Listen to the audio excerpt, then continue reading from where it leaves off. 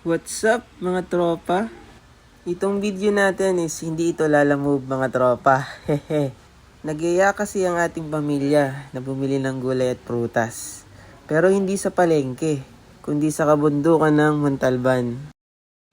May daan dito sa amin sa Bulacan. Likaw-Likaw Road, Tagusan papuntang Montalban and Rodriguez, Rizal. Mga tropa, para hindi naman boring itong video natin, ikukwento ko na lang sa inyo kung bakit ako nag-decide na minivan ang gawin naming first car ng pamilya ko. Bigyan ko lang kayo ng idea about sa akin. Isa lang din akong nangangarap magkaroon ng sasakyan. Dahil hindi pa namin kaya, nagsumikap kami, natuparin ito. Kami ng aking commander ay nagmumotor lang noon. Wala kaming sasakyan.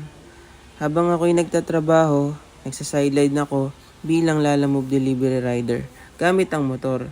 Dahil starting family kami at syempre nag-uumpisa pa lang, maraming bayarin. At yun, nagkaroon pa kami ng blessing, yung aming baby. Doon ako lalong nabuhayan mga tropa nung nagka-baby kami. Sobrang saya pala. Kaya yun, kailangan nating magdoble kayod. Mabuti na lang din at nandyan ang parents ng aking may bahay na tumutulong din sa amin sa pagbuo ng aming nasimulang pamilya. Ito ay sobra-sobra kong pinasasalamatan sa kanila at sa itaas dahil meron akong sila. 'Di ba mga tropa, ang ganda. Meron akong sila. Parang teleserye eh. Sensya na mga tropa. Okay lang, skip nyo na yung video. Puro kadramahan lang ito. Hehe. Siya, tuloy natin yung kwento mga tropa. If nandyan pa yung mga nananatili. Kaya ginagalingan natin sa buhay mga tropa. Di lang para sa atin, para sa pamilya natin. Kaya porsigido tayo sa buhay dahil ang dahilan natin at ang lakas ay nanggagaling sa ating pamilya. Hindi naman tayo ganito madrama. Ewan ko ba? Gusto ko hindi lang kayo maboring sa ating biyahe. Dito ko na rin kayo pasasalamatan sa mga naka-appreciate ng ating mga video. Kahit yung mga recent upload natin ay malabo. Parang sabaw ng pusit. Mga tropa, salamat Natutuwa ako sa tuwing nagbabasa ako ng mga comment yung lahat. Hindi ko man kayo maisa-isa, pero maraming salamat. Hindi talaga ako vlogger mga tropa. Kaya pansin nyo sa mga video ko, never ako nagsabi na i-subscribe nyo ako o i-like man lang ang video. Sa akin, masaya lang ako na ina-upload mga video ko sa YouTube. Para alam niyo yun mga tropa, memories, if pala rin man na kumita dito, edi sino ba naman ako para tumanggi, di ba? Mga tropa, share ko na lang din sa inyo yung mga journey natin sa Lalamove. Naka-Lalamove and Transportify nga pala tayo mga tropa. Pero mas preferred ko ang Lalamove dahil para sa akin mas convenient. Alam yan ng mga naglalamove na kahit medyo maliit ang fare, tiyagaan lang talaga at samahan ng mahabang pasensya. Pwede din naman itong pang full-time or part-time. Nasa sa inyo yan mga tropa. Disclaimer lang din, hindi ako expert sa Lalamove. Baguhan lang din ako mga tropa. Pinabasa ko lahat ng mga comments nyo. Nakakatuwa mga tropa. Salamat sa mga advice at suggestions na alam niyo nakakuha ko sa inyo ng mga ideas. Sa mga nagtatanong nga pala kung anong model ng ating unit, DA64V, non-turbo. Basic setup lang mga tropa. Nakamag siya ng 13s, naka 2 din head unit. May counting accessories like dashcam, rain visor, seat cover, and the rest stock na. Sa transmission naman mga tropa, straight-matic 4x2. Nothing special mga tropa. Ganito lang talaga yung gusto natin. Simple lang. I hope na marami pa tayong mapupuntahan ng mga lugar sa pagbiyahe natin sa Lalamove.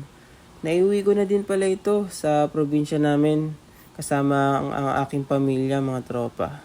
Bukod pala sa ginagamit natin ito sa hanap buhay, gamit na gamit din namin ito sa aming pang-araw-araw na buhay. Malaki ang naitutulong nito sa amin.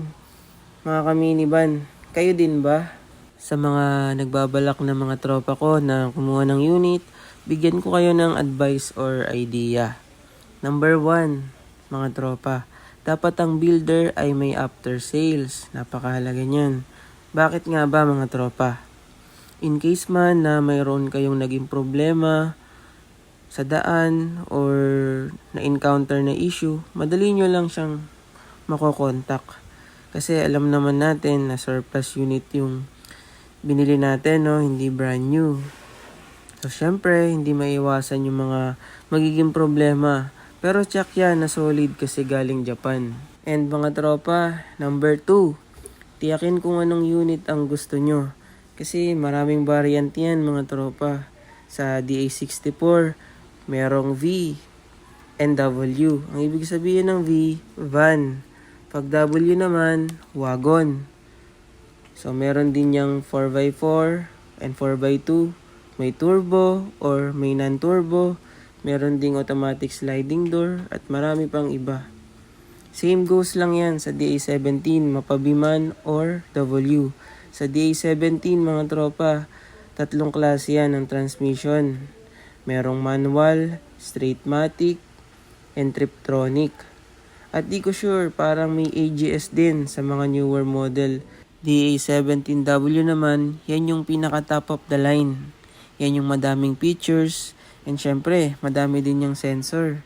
Number 3 naman, applicable to sa kahit anong bibili nyong sasakyan. If second hand ang napili, make sure na magdala palagi ng inyong trusted mechanic. Noong una mga tropa, hesitant ako na ibiyahe yung minivan ko ng malayo. Kasi sabi ko, hindi kaya ako itirik nito. Makakalayo ba ako? Nung unang biyahe niya, medyo kabado ako. Long distance agad South to North, Port and back. Hindi pa ako nakontento. Biniyahe ko pa siya ng malayo ilang beses. Bago ko nasabi na, aba, okay siya. Doon ko nasubok na kayang-kaya pala kami nito dalhin kahit saan. Doon na pumasok yung plano namin na pag kumuha kami ng sasakyan, gusto namin yung hindi lang pang personal, magagamit din namin pang hanap buhay mga tropa. At dyan na sinilang si Baymax, ang aming Suzuki minivan. Basta pag may chance or time tayo na makabiyahe, gagawin natin. Sama-sama tayo mag-grind para sa kinabukasan mga tropa. Ito nga pala ang aking minivan story. Mga tropa, sabayan nyo ako na to pa rin yung mga pangarap natin. Ingat ng lahat and God bless us all.